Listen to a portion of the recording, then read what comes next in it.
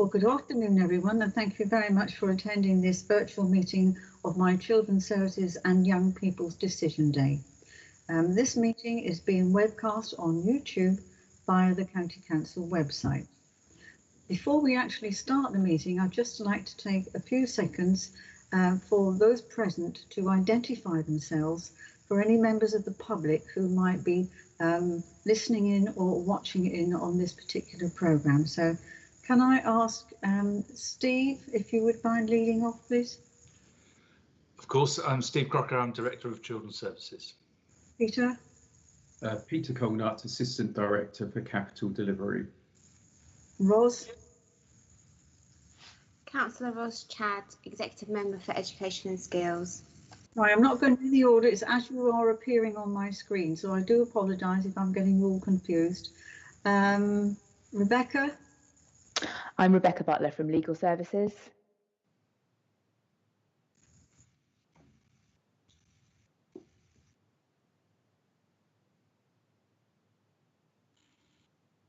I think Patricia's yeah, I'm going to put my back image off. Just a moment, please, if I can. Because I think it's taking up too much time, too much. Right, sorry, Rebecca, could you repeat that? Yes, of course. I'm Rebecca Butler from Hampshire Legal Services. Thank you. Sarah? Sarah Roberts, Business Change Manager in Children's Services. And Brian? Brian Pope, Assistant Director for Education and Inclusion. Suzanne?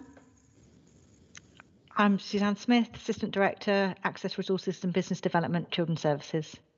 And I do apologise, I can't see anybody else on my screen. If you're there, would you please identify yourself?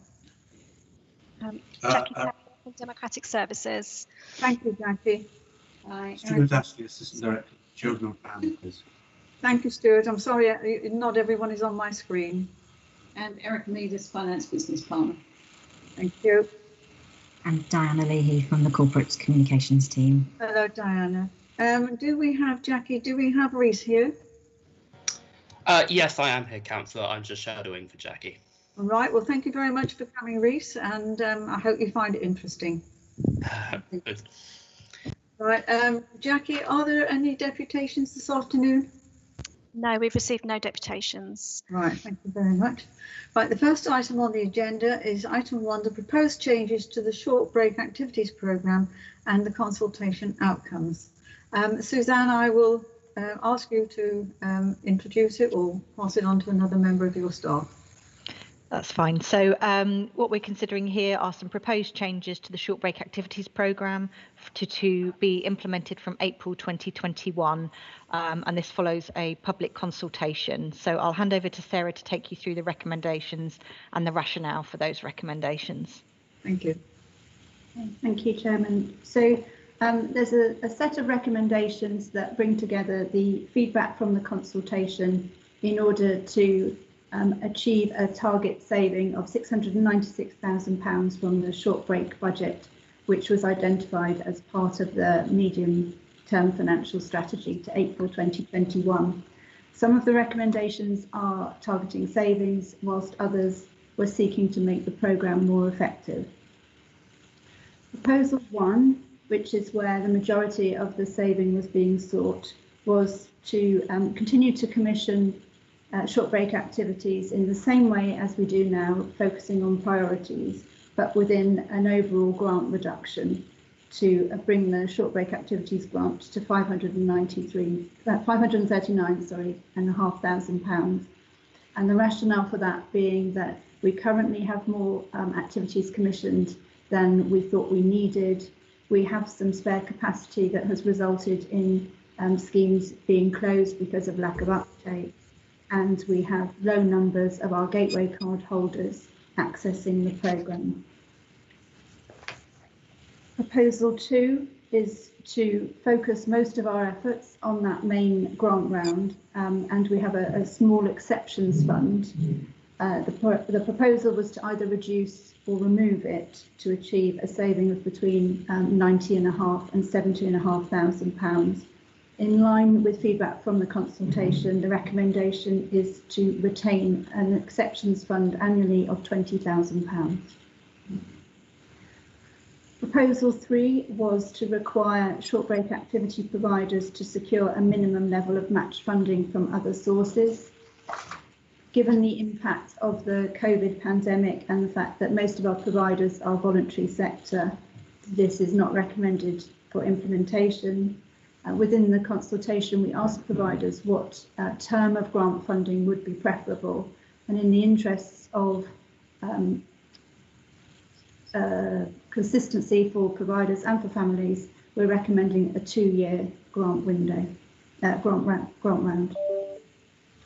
Proposal 4 was to reduce the annual grant awarded to Hampshire Parent Carer Network to £17,500 on the basis that it reflects the degree of their activity that's focused on children and families work, and that is recommended for implementation.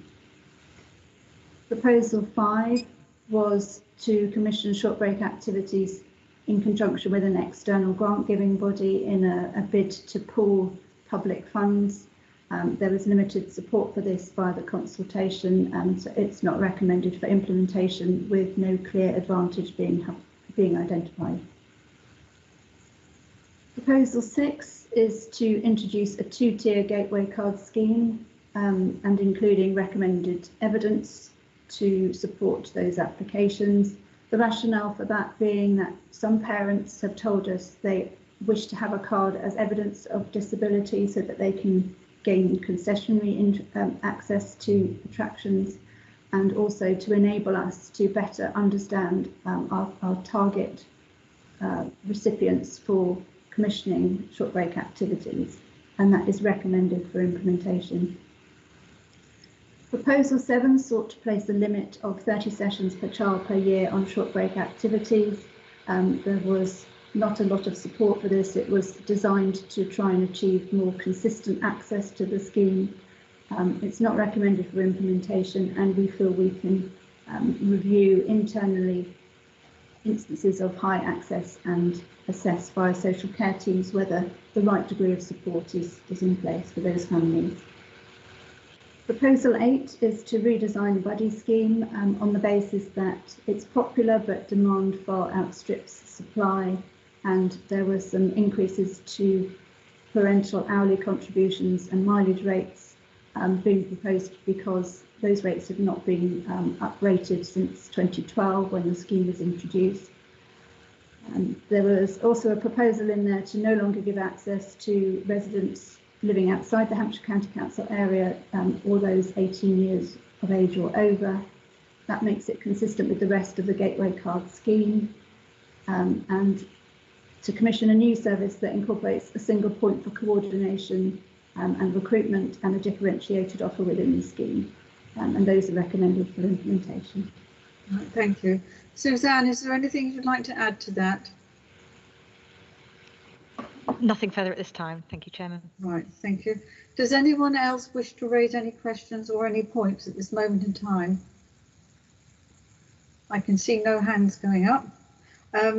Just for the record, and so that anyone who might be observing this video will know that myself and Councillor Chad, we've had thorough briefings with the members of Children's Services on this particular document, and we've raised lots of questions during those briefings. But in addition, this document went this morning to the Children and Young People Select Committee, where it was very closely interrogated and scrutinised and challenged, and the outcome of that was that all members of the Select Committee unanimously agreed all the proposals, all the recommendations on pages 3 and 4 of the document.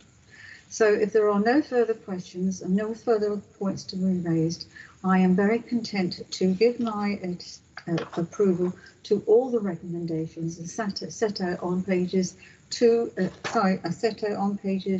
1 and 2 of this document. Thank you.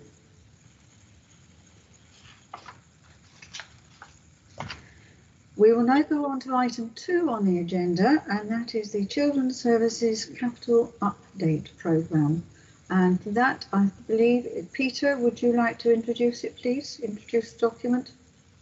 Thank you, Chair, and good afternoon. If I could just take you through the highlights of the report. So the report sets out the updated capital programme for 2020-21 and also provides an update on projects for 2021-22.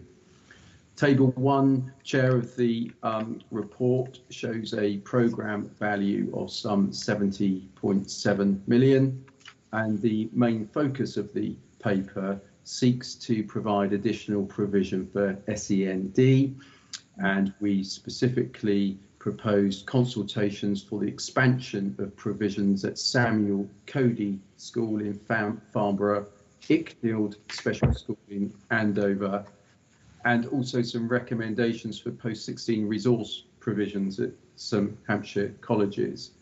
Chairman, I confirm that the actions as normal as taken by the Director are shown in Appendix 2, and I confirm that there have been no significant changes since your briefing. Right, thank you very much. Can I just clarify for other members who might be present, when do you think the consultation for Ickfield School will start? Thank you, Chairman. The consultations for all of the proposals in this paper will start as soon as possible. So we hope to start those either end of this week or from early next week. Right, good. And I noticed that the works will provide an extra 10 places at this special school. So how many places will that give in total at that school? 88, Chair. 88, that's excellent. Taking them from 78 and increasing to 88. Yes. You refer the Porno Infant School in Ringwood. There's some work to be done there. And I assume that that was expected and was planned for. Yes, we keep a continual review of all forecast numbers across all schools, and this is a school where additional places are required, and we have a solution here which is actually supported by some developer contributions also that we've received into the programme. Good, excellent. Turning to Appendix 1, I'm very pleased to see that we've got so much project work well underway. You've got your hands more than full, I can see that. And I'm also very pleased to note in Appendix 2, although we haven't had the opportunity to list them all here, but I do know that there's quite a lot of work being done under the programme of the Healthy Pupils Fund for schools. There's a lot of work being done there, and I'm very pleased to see that is continuing. Councillor Chad, can I just ask if you would like to add anything to have any questions to ask? Thank you, Councillor Sellard.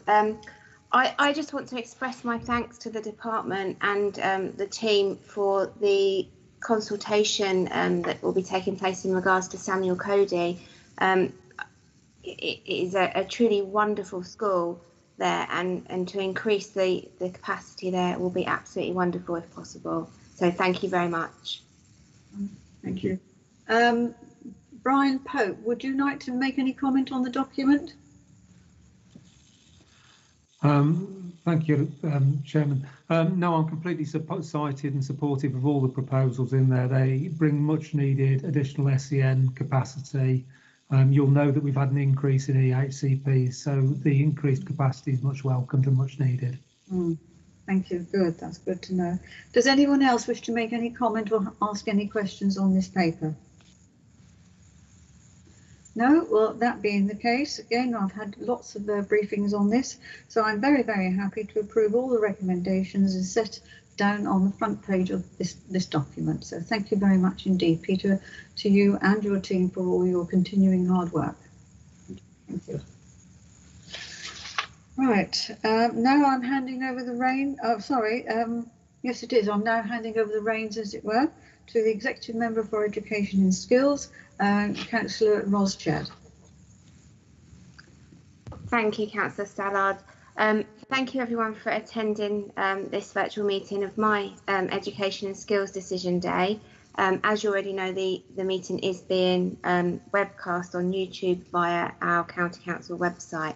I only have one non-key decision to make today, and I think that Jackie, you are going to introduce that one for me. Yes, very short report. So it's just to seek an appointment to Bramshop Educational Trust. Okay, thank you. I'd like to appoint Councillor Adam Carew to that position, if possible, please. Yeah, lovely, thank you. Okay, well, thank you everybody for today. I don't know, Councillor Sallard, have you got any other words that you'd like to say? No, I think that concludes. Thank you very much, Councillor Chad. I think that concludes all our meeting, our business for this afternoon.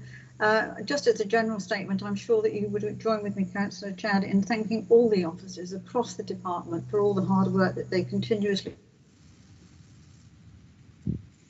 do into responding to the demands of public and schools. But I think I'm going to be, I think I might disappear off the screen any moment now.